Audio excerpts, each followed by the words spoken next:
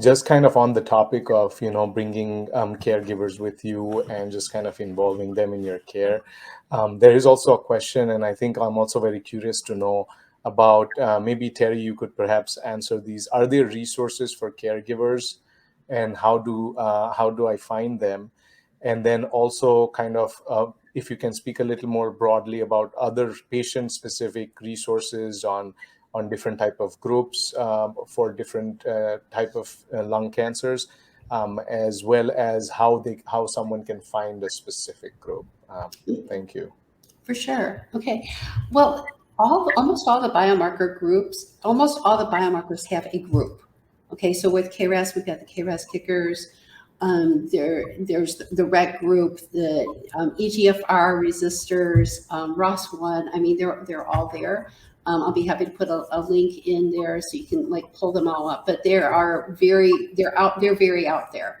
And a lot of us, like at KRAS, we do more than just lung, but you also run into other patients that are in there. And those aren't just for the patients. Those are for the patients and the care partners.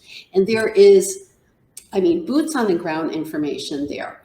Okay, as far as whether it's you can't deal with the mouth sores in a Saturday night, and this is an emergency room visit, and your doctor's off for the weekend. Okay, and being able to talk to somebody else, and it's like, and then you just hear something like, oh, they use baking soda and water. That sounds pretty lame. I can try that too.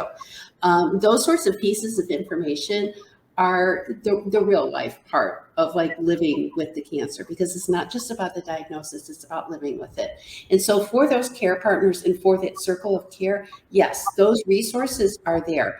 There are like Go-To Foundation, the KRAS kickers, EGFR resistors, the ALK positive groups, all these different groups, we have that, and we help with each other in those sources. And if you're going to start there, that would be the fantastic place to start.